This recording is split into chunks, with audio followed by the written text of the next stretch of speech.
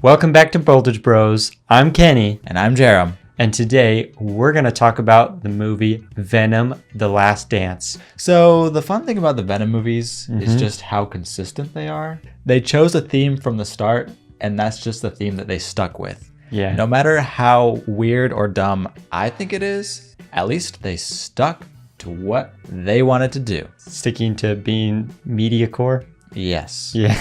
Exactly. Sticking to being mid, sticking to being a fun superhero movie that should have come out 10 years ago. Right. Would have probably been better if it came out 10 years ago. It would have done better for sure. We're sticking to that. I think I like how you mentioned how it focuses just on the fun aspect, right? Because Eddie and Venom have amazing chemistry. They are really funny throughout the movie, especially Venom, right? You tend to enjoy their characters. But yeah, that's it. That's the whole focus, really. You don't care about really anything else.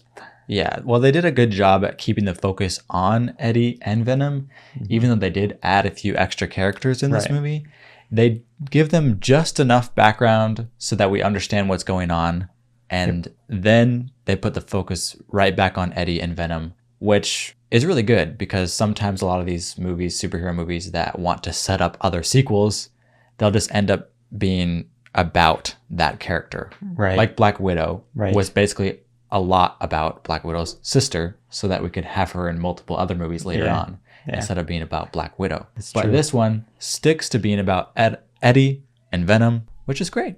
One of the things I was confused about, though, is you talk about side characters and how they did a really good job focusing on Eddie and Venom. But I was confused on how come there's no Anne, his ex-fiance, in the third movie.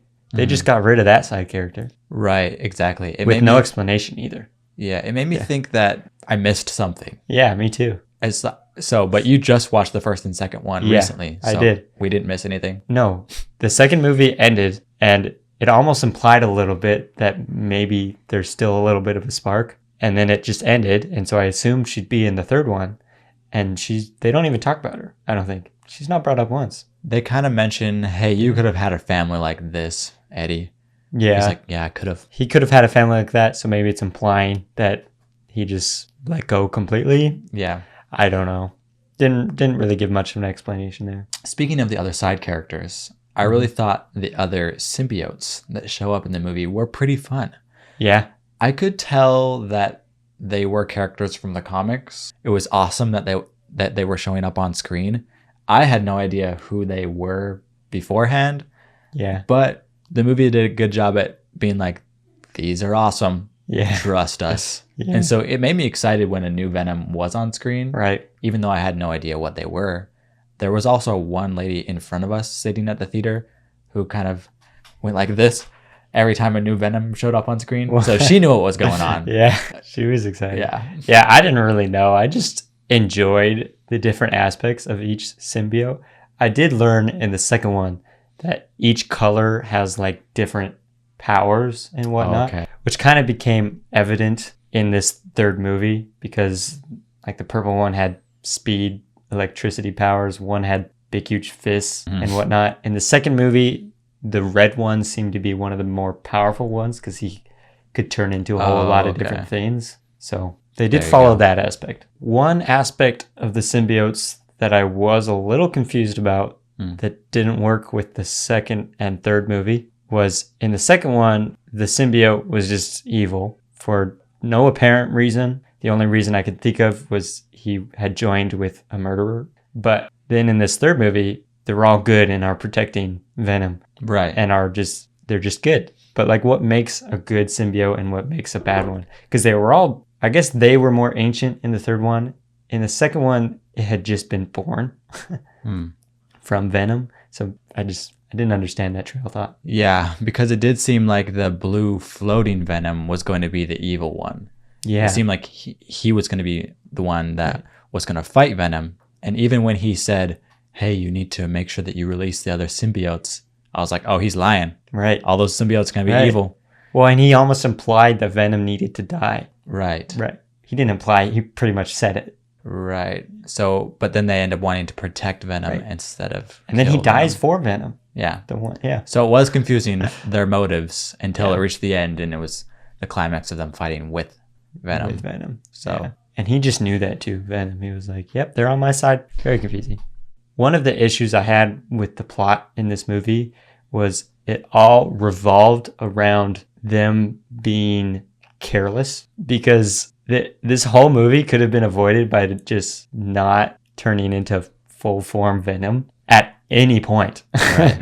Because that's the point they made. But then first he danced with, what's her name? I don't know. I don't know her name. The store lady, which was an awesome scene and was really funny. But also the whole time you're like, you're just asking for death, I guess, because you know exactly what's going to happen. Why are you surprised? At any point during the final scene, they could have just not been full form and they couldn't be found. I didn't understand that. I personally don't like the aspect of the bumbling fool Eddie Brock is throughout the movie. Right. I think by the third one, they should be an awesome kick butt team. Right.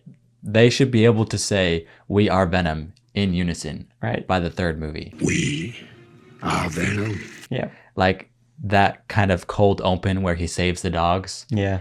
And then he says, "We are Venom." That should have gone. We are Venom. Right. Yeah. That should have gone so smoothly so that we see these two are a team now. Right. They know They each other. work together now. Yeah. But instead, they keep the bumbling fool from the first one to the third one the whole way through. And I think if they had gone that aspect where they're a team now, the ending would have worked so much better. Mm-hmm. Right? Because they need to split up now. Right. They need to split up. And so you would have felt that more. The fact that Venom can still entirely take over Eddie Brock's body doesn't work for me.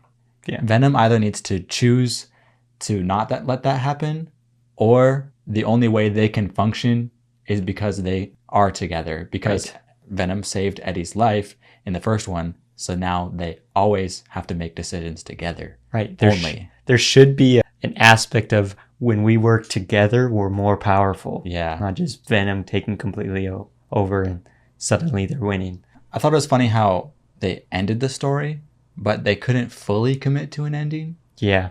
All these actors, they're completely stuck. Robert Downey Jr. is back. Hugh Jackman is back. Tom Hardy's going to be back as Venom. There's no way he's escaping, guys. All these actors, they're stuck inside their superhero roles forever, even if they die. Yeah, I think one aspect of this movie, I just could not take the very last scene seriously because I just knew it's not over. Like, this is the dumbest way to end this. And also, quick side note, why the heck did they play Memories at the end of this movie? Mm-hmm. I don't know if it wasn't just me, because we were in the theater and I was with my wife and we were watching it and that song started playing, and after like 5 seconds we look at each other and laugh. Yeah. Because I couldn't take it seriously. Yeah.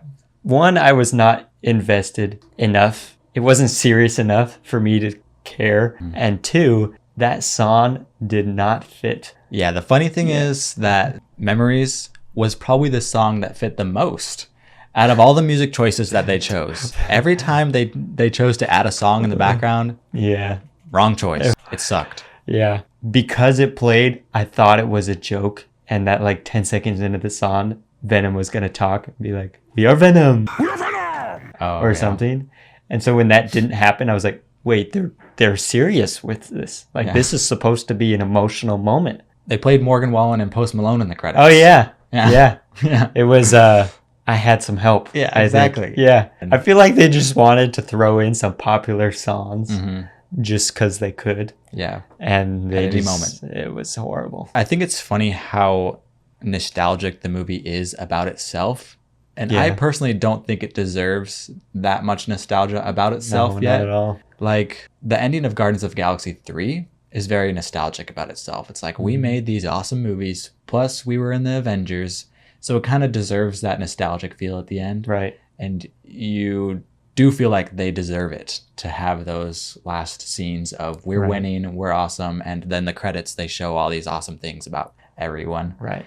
But I don't think that this one deserved that much nostalgia for itself yet. Yeah, I agree. In the end, right, it was rolling through memories of Venom as if you were emotionally invested. Remember like that time Venom was at a rave? Right. Oh, man. Yeah, and then Eddie at the end goes, "I'll never forget you, Venom." And you're like, What? But I mean, I'm gonna forget this movie in one day. So Yeah, obviously for me personally, and I think for you, like we don't really connect with these movies. no. But I can appreciate the fact that they stuck to their guns, kept it one theme, and I can tell that there is a subset of people who like these movies a lot, and I'm not one of them. Me neither. But if you're one of them, let us know in the comments. Yeah. And And tell us why. Well, Kenny, Well, Jarom, I really enjoyed watching Venom 3. I think it was fun, even though there's some things I didn't like, and I enjoyed having this conversation with you. me too, Jarom. It was a fun movie.